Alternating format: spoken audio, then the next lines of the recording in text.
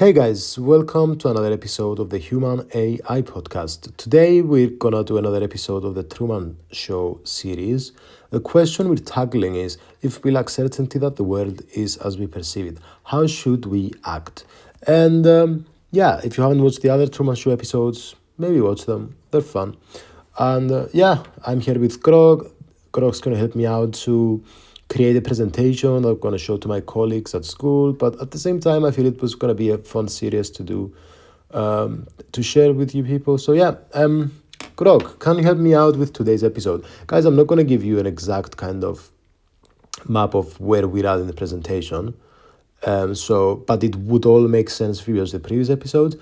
However, even if you just want to watch this episode, it would still the concepts would be interesting. Maybe you won't find them in chronological order, but the conversation, I think, is still very interesting. So, Grog, we talked in the last episodes about basically a bit of a summary of the Truman Show and why this question that we're tackling is significant. We talked about why would we lack certainty in the first place and how should we and Truman act. And we tackled this from epistemological frameworks, decision models, and moral frameworks. I'm just kind of tidying up my presentation, and it's very untidy in the main bit, in the epistemological decision models and moral frameworks. So perhaps we should start kind of organizing all of that. I'm ending my presentation with Buridan's as paradox, which we talked about in the last episode. So perhaps you could help me out with, let's start with the conclusions, why not? So I was thinking, Grog, first of all, I'm in a monologue. Grog, can you hear me up to now? Say yes or no and I'll continue.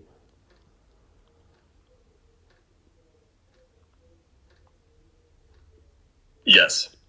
All right. So we're in the conclusion stage. I was thinking, well, you know what? What do you think are some conclusions?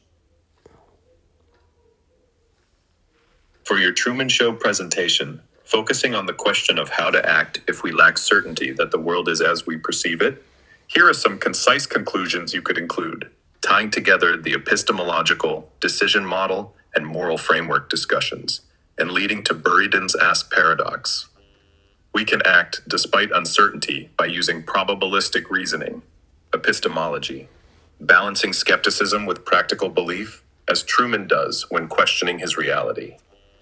Decision models, like expected utility, suggest making choices based on the best available evidence, even if incomplete, prioritizing outcomes like freedom or truth.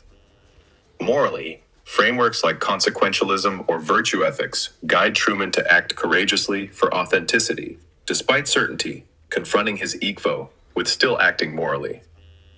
This leads to Buridan's ask paradox. I was thinking to say that in the conclusions, that through questioning how to act in uncertainty, we explored possible answers / options. We explored possible answers / options of how to act in uncertainty. And although we didn't have any definite answers, exploring options still provides relief, like psychological relief, like therapy. And also it provides us with insight for future physicians, especially, like in this case, on how to act in uncertainty just by exploring the options. And I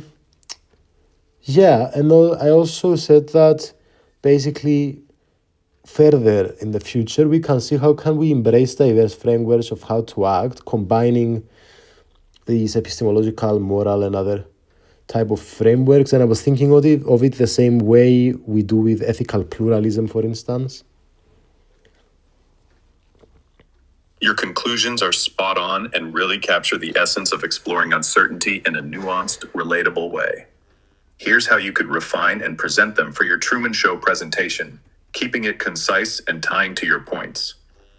Exploring how to act in uncertainty, as Truman does, reveals multiple options through epistemological, decision-making, and moral frameworks, even without definitive answers. This exploration offers psychological relief, like therapy, by confronting doubts and provides insights for future decisions under uncertainty. Embracing diverse frameworks, akin to ethical pluralism, allows us to combine probabilistic reasoning, utility-based choices, and moral principles, e.g., courage or authenticity, to guide actions flexibly, much like Truman's journey to truth. This approach avoids paralysis, as in Buridan's ask paradox, by valuing the process of questioning over needing certainty. Want help structuring these for your slides or tying them more explicitly to Buridan's ask? Well, I was just thinking like, how can I? Well, first of all, does something like that exist? For instance, combining epistemological frameworks with moral frameworks and decision models to decide how to act. Because you don't only want to use one of these three areas. I feel you want to use all of them.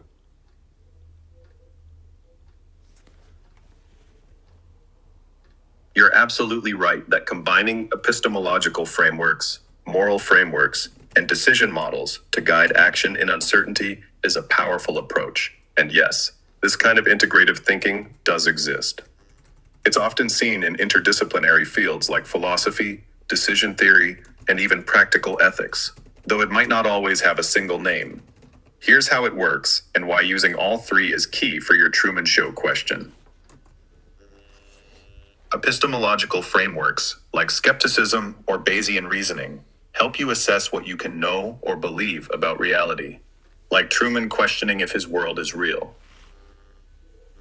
Moral frameworks, e.g., consequentialism, virtue ethics, guide what you should do based on values, such as Truman prioritizing authenticity over comfort. Decision models, e.g.,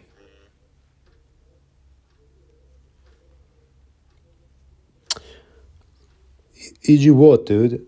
I'm asking you, how can we combine epistemological moral frameworks and decision models together? And what is the opposite? Like, for instance, a utilitarian is like kind of more universal. You only do that moral framework. And if you mix moral frameworks, you're called an ethical pluralist. But what if you mix epistemological frameworks or you mix epistemological with moral frameworks? What are you called then? All right, let's dive into combining epistemological, moral frameworks, and decision models, and what it's called when you mix them versus sticking to one, like a utilitarian. When you combine epistemological frameworks, how we know things, e.g., skepticism or probabilism, moral frameworks, e.g., utilitarianism or virtue ethics, and decision models, e.g., expected utility or bounded rationality, to guide actions in uncertainty, you're engaging in a multidisciplinary or integrative approach. There's no single term like ethical pluralism for this exact mix, but it's akin to philosophical pluralism or practical eclecticism, where you draw from multiple perspectives to form a cohesive strategy. For example, Truman might use epistemological Practical eclecticism. What the fuck is that?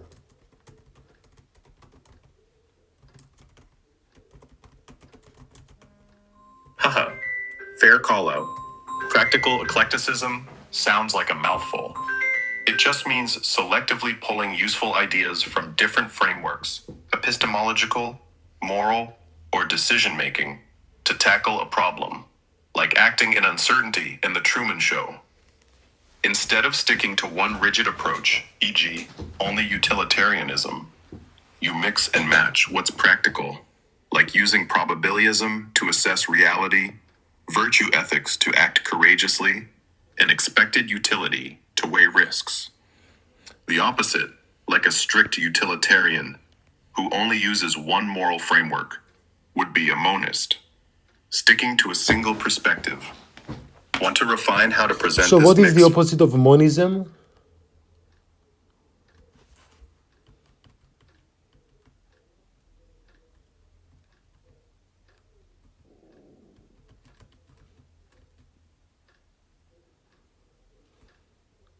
The opposite of monism is pluralism. Monism refers to adhering to a single framework, perspective, or principle, e.g., A utilitarian using only one moral lens to make decisions. Pluralism, on the other hand, embraces multiple frameworks or perspectives, like combining epistemological, moral, and decision-making approaches, what you called practical eclecticism.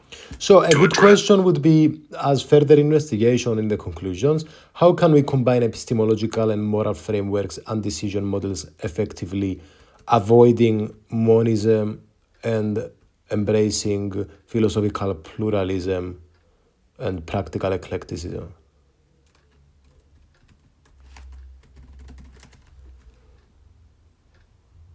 That's a fantastic question to include in your conclusions, and it sets up a strong direction for further investigation in your Truman Show presentation. Here's how you could frame it concisely. To effectively combine epistemological frameworks, e.g., probabilism to assess reality, moral frameworks, e.g., virtue ethics for courage, and decision models, e.g., expected utility for weighing outcomes, we should embrace philosophical pluralism and practical eclecticism. Dude, you talk so slow. Haha, my bad, I'll pick up the pace. Here's the deal. Combine epistemological, like probabilism, moral. What is probabilism? I know you're saying something else. It's just your fucking voice breaking down. Let me see the chat.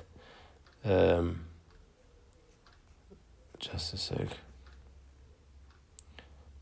Probabilism. No. What is probabilism? All right, let's zoom in on probabilism. No fluff. Probabilism is an epistemological framework that says when certainty is impossible, you base beliefs or actions on what's most probable given the evidence. Okay, I see. Okay, let's go back. I want to talk a bit about the why would we lack certainty part. As we talked about in previous episodes, I've mixed it up in three stages, three kind of categories: classical skepticism, postmodern perspectives, and scientific insights. And I've included in my scientific insights Donald Hoffman's Case Against Reality, Fitness Beats Truth, and Theory of Interface, and then Freestone's Free Energy Principle and Predictive Processing. Also, can you remind me who Andy Clark is? And yeah, and then the postmodern perspectives is what I need help with because I've put too much stuff there.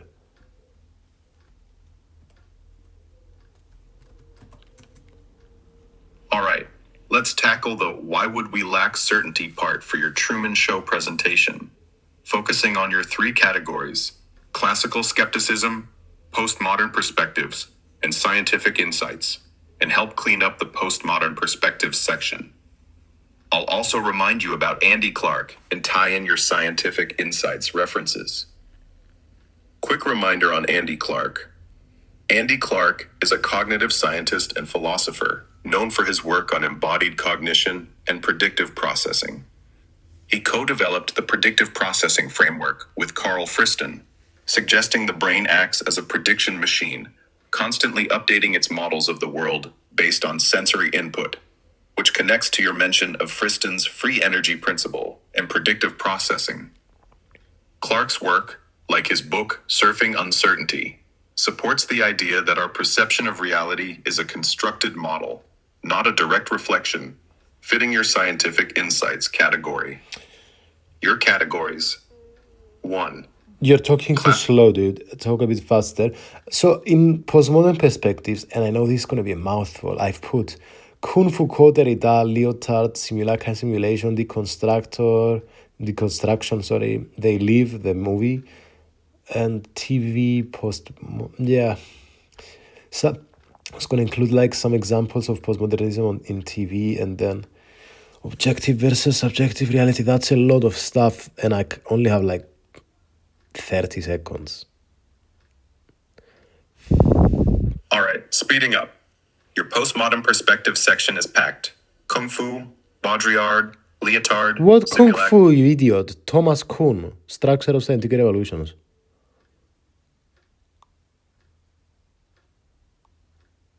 bad. Thomas Kuhn, not Kung Fu. What? All Why right. the fuck would I put Kung Fu in the postmodern perspectives? Give me one reason. Haha. My mistake. I misheard or misread Kuhn as Kung Fu. Sorry, Total mix-up. sorry, I'm going on a tantrum. Tell me.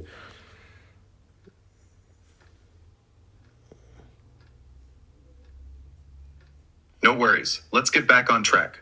Your postmodern perspective section for the Truman Show presentation includes Thomas Kuhn, Structure of Scientific Revolutions, Baudrillard, Leotard, Simulacra, Simulation, Deconstruction, They Live, TV examples, and objective versus subjective reality. Too much for 30 seconds. To trim it, focus on Baudrillard's Simulacra and Simulation, as it directly ties to the Truman Show's fake reality, where Truman lives in a hyper-real world with no authentic reference. Mention Kuhn briefly for how paradigm shifts question scientific Maybe I should certainty. just write honorable mentions. And honorable mentions ask me in the end. That's a smart move. For your 30-second postmodern perspective section, list honorable mentions to save time and invite questions later. Say, Baudrillard's Simulacra and Simulation show Truman's world as a hyper-real construct, lacking authentic reality, while Kuhn's paradigm shifts challenge scientific certainty. Okay, so Derrida, for instance, in grammatology, he says basically, remind me, because fucking hell, I've read a lot about it ages ago. Give me a good explanation.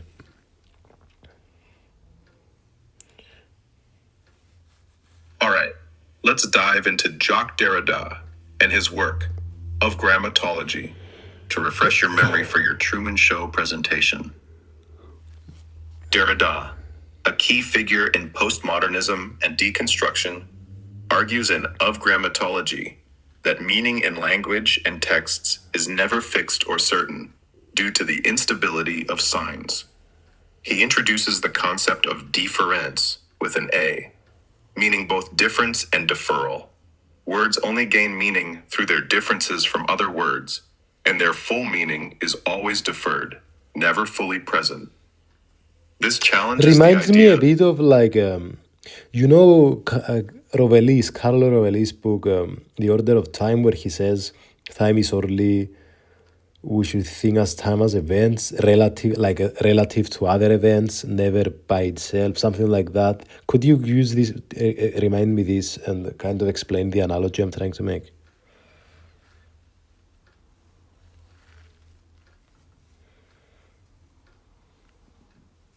You're making a brilliant connection between Derrida's ideas in Of Grammatology and Carlo Rovelli's The Order of Time.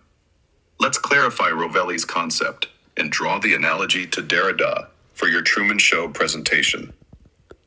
In The Order of Time, Rovelli, a physicist, argues that time isn't a universal, absolute entity, but a relational concept defined by events relative to one another. He says time emerges from the interactions and sequences of events, not as a standalone framework. Think of time as a web of relations, like one event happening before or after another, shaped by perspective and context, e.g., gravity or speed in physics. The analogy to Derrida's deference is striking. Just as Rovelli says time only exists in relation to events, Derrida argues meaning in language only exists through differences and relations between signs, never as a fixed, isolated truth. In The Truman Show, Truman's reality, like time or meaning, is relative, constructed by events and signs in his artificial world, lacking an absolute truth. Aligning with both Rovelli's relational time and Derrida's deferred meaning. Want to refine how to present this analogy in 30 seconds? So Derrida is basically saying that we don't have inherent meaning in symbols, so we can interpret text in many ways. It's basically this what he's saying. I don't understand. This is like a simple concept. I don't understand. It's almost like I'm missing something because he wrote so many books and I can't seem to gain more than this. this piece of info? Is there anything else I should be learning from his work besides this? You're right that Derrida's core idea in of grammatology and deconstruction overall boils down to symbols like words or texts lacking inherent fixed meaning, so their interpretation is always open-ended, shaped by context and relations, difference.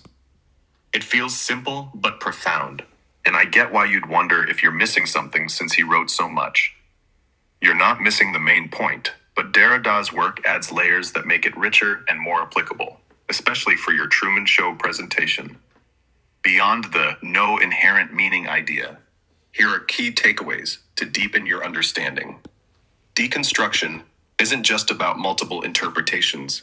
It's a method to challenge binary oppositions, e.g., reality, fake, truth, lie, by showing how they depend on each other, like how Truman's real emotions exist within a fake world. Difference also implies meaning is never fully present or final.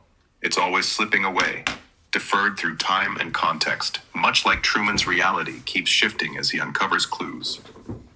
Derrida critiques logocentrism, the Western obsession with a single, authoritative truth, like a godlike director in Truman's world, encouraging us to question stable realities.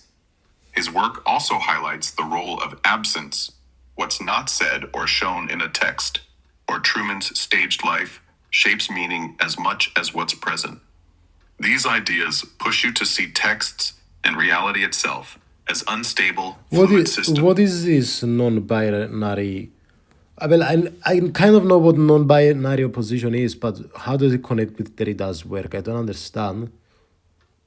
Tell us more stuff about this, and also tell us more things besides the main point, yeah.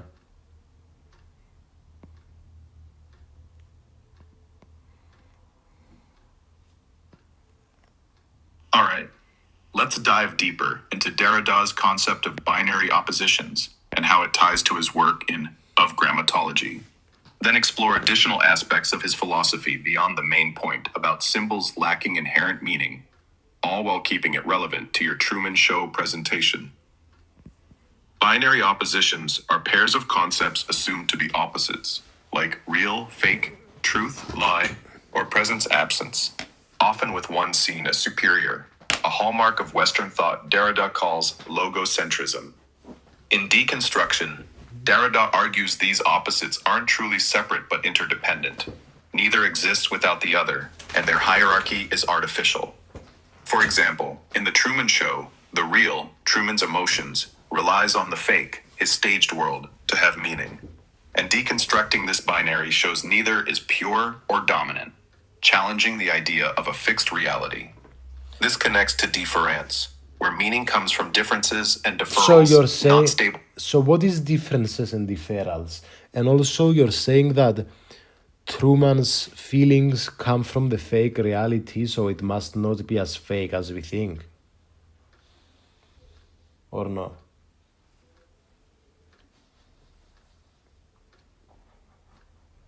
All right, let's clarify difference, break down differences and deferrals, and address how Truman's feelings relate to the fake reality in The Truman Show, tying it to Derrida's ideas. Difference, a term Derrida coined in Of Grammatology, combines difference and deferral to explain how meaning works. Differences means a word or symbol, like reality in Truman's world, only has meaning because it differs from other symbols, e.g., fake versus real. It's defined by what it's not. Deferral means the full meaning of that symbol is never complete. It's always postponed, depending on context, time, or other signs, never pinned down as a final truth. For example, Truman's reality isn't just real or fake. Its meaning shifts as he questions his world, deferred by new clues and experiences. Now, on Truman's feelings, you're spot on that his genuine emotions, love, fear, arise within a fake reality, which Derrida would say blurs the binary of real, fake. His feelings are real, but they're shaped by a constructed world, suggesting the fake isn't purely fake, it produces real effects. This doesn't mean the reality is less fake, but that real and fake are interdependent, not opposites, aligning with deconstruction's challenge to binaries. Beyond this, Derrida also pushes us to see texts, or Truman's world, as layers of traces. Every sign carries echoes of others, so Truman's actions reflect both his staged life and his quest for truth. Want to unpack how to present this interdependence for your slides or dig into another Derrida concept? Fuck's sake, dude. I'm confused. So difference is different. So what is differal? I don't understand the differal part. Answer to me in a sentence or two.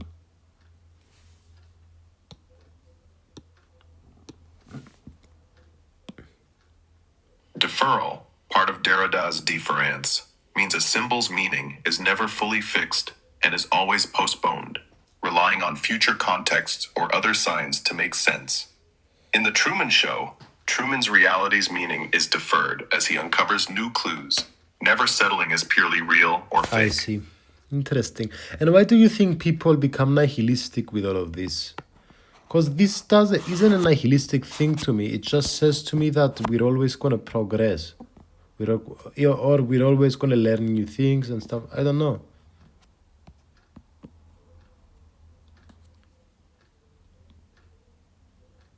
You're absolutely right to see Derrida's ideas, like deference and deconstruction, as non-nihilistic and even hopeful, tied to progress and learning. And it's a great angle for your Truman Show presentation. Some people misread Derrida as nihilistic because its work challenges fixed meanings, stable truths, and binary oppositions, which can feel like it undermines certainty or purpose. Like nothing means anything if everything's relative or deferred. But Derrida's point isn't that meaning is absent.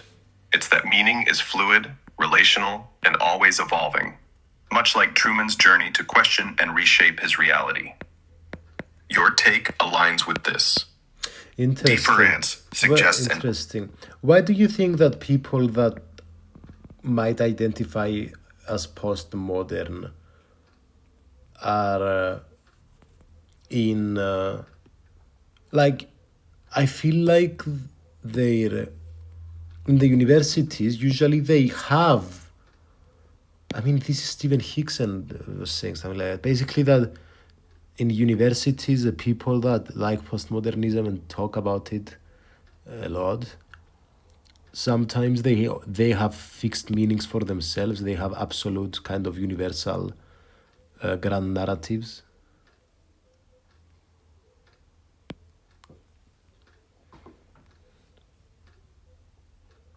You're tapping into a provocative critique, referencing Stephen Hicks, who in his book Explaining Postmodernism argues that some self-identified postmodernists in universities paradoxically adopt fixed meanings or grand narratives, despite postmodernism's rejection of such things.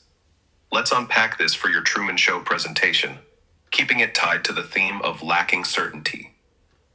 Postmodernism, with thinkers like Derrida, Lyotard, and Baudrillard, critiques grand narratives, universal truths, or overarching stories like progress or Marxism, and fixed meanings, emphasizing fluidity, relativism, and skepticism, as seen in Truman's questioning of his constructed reality. Hicks claims that some academic postmodernists, while preaching this skepticism, ironically embrace their own rigid ideologies, often politically charged narratives, e.g., about power or identity, that function as new grand narratives, contradicting postmodernism's core. This could stem from human Can you nature's... remind me the construction? What was the construction with Derrida?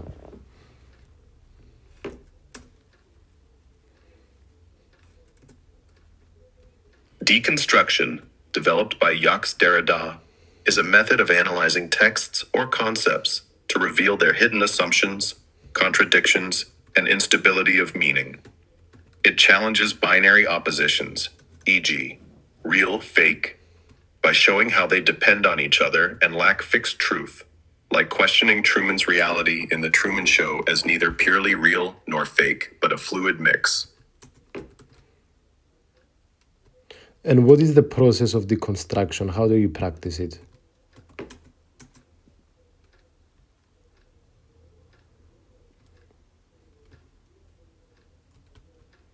Practicing deconstruction, as Jacques Derrida developed it, involves critically analyzing a text, concept, or system to uncover its underlying assumptions, contradictions, and unstable meanings, particularly by dismantling binary oppositions. Here's a quick rundown of the process, tied to your Truman Show presentation. Identify a binary opposition in the text or concept, like real versus fake in the Truman Show's world. Examine how these terms are presented, noting which is privileged, e.g., real as superior to fake. Show how the privileged term depends on the other, e.g., Truman's real emotions need the fake world to have So for context. Derrida deconstruction, does it literally means to like break things down to pieces, or does it mean what you were just saying, that you have to prove how good relies on evil and vice versa to show that they're not inherently different? I don't get it.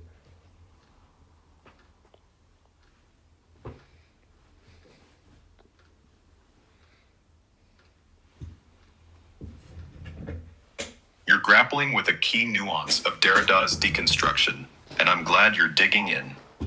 Deconstruction doesn't literally mean breaking things down into pieces or destroying them, though the term can sound like that. Instead, it's about what you mentioned, analyzing texts or concepts to reveal how opposing ideas, like good and evil or real and fake, rely on each other and aren't inherently separate or fixed in meaning. Specifically, Derrida's deconstruction involves examining binary oppositions, e.g., real versus fake in the Truman Show, to show that these terms are interdependent. One doesn't exist without the other, and their hierarchy, where one is seen as better, But is what artificial. difference is this with yin and yang and you know, like things the Buddhists were talking about like fucking years ago, like like thousands of years ago?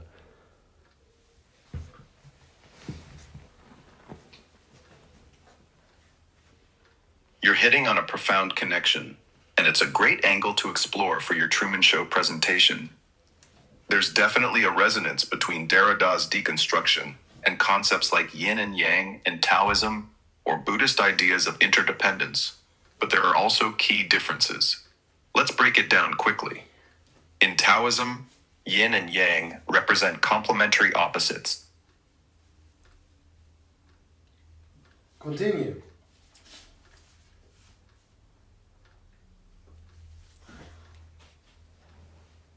Continue.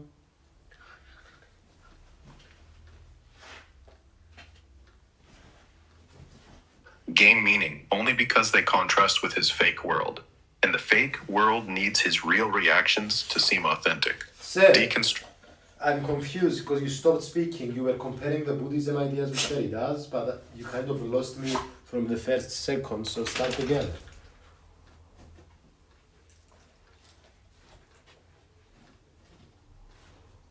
My bad. I didn't even start comparing Derrida to Buddhism yet, so let's reset and clarify. It seems you might be referring to wanting a fresh explanation of deconstruction, since I was just talking about Derrida's process and binary oppositions in the Truman Show. If you meant a Buddhism comparison, I'll weave that in. I asked you what was the difference between what Derrida was saying and what was similar with what the Buddhists were saying thousands of years ago, with yin and yang and all that.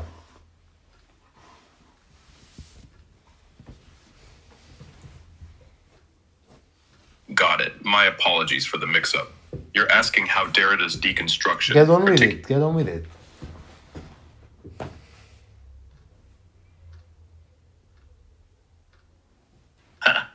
Get on me, they didn't. Sir, oh god, guys. Dude, speak in English, get on with it, be direct, and answer the initial question I asked you. All right, straight to it. Derrida's deconstruction and Buddhist ideas like yin-yang both challenge binary oppositions by showing opposites, e.g. good-evil, real-fake, are interdependent, not separate or inherently fixed.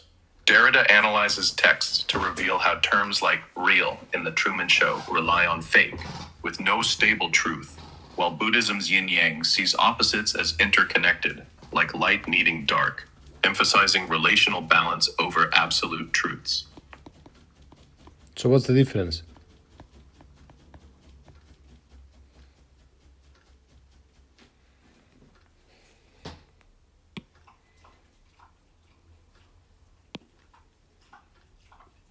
The difference between Derrida's deconstruction and Buddhist yin-yang lies in their focus and method. Derrida uses a philosophical, text-based approach to uncover unstable meanings and challenge Western binary hierarchies, e.g., real over fake in The Truman Show, aiming to reveal contradictions without proposing a universal harmony. Buddhism's yin-yang, rooted in spiritual cosmology, emphasizes a holistic balance where opposites, like light-dark, naturally complement and flow into each other, promoting acceptance of interdependence as a path to enlightenment. Interesting. Okay, and now let's talk a bit about Lyotard and the postmodern condition, and we'll bring this episode to an end.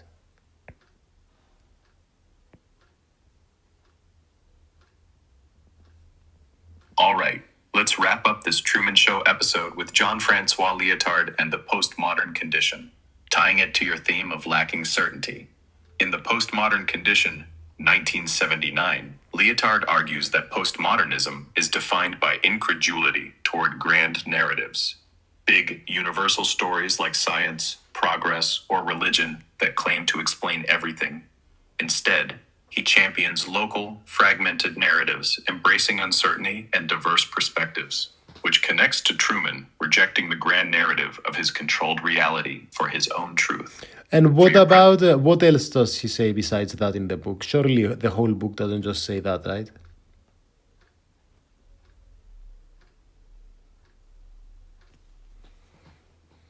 You're right. Lyotard's The Postmodern Condition isn't just about incredulity toward grand narratives. There's more depth to it.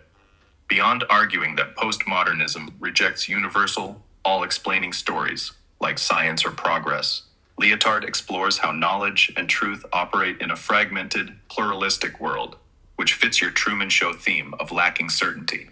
He says knowledge in postmodern society is commodified, driven by efficiency and performativity. What's useful, not what's true.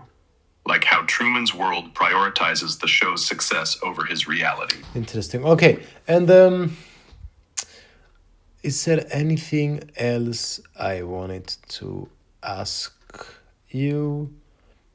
I think that's about it. Alright, guys, thanks for watching this episode, and I'll see you at the next one. Peace.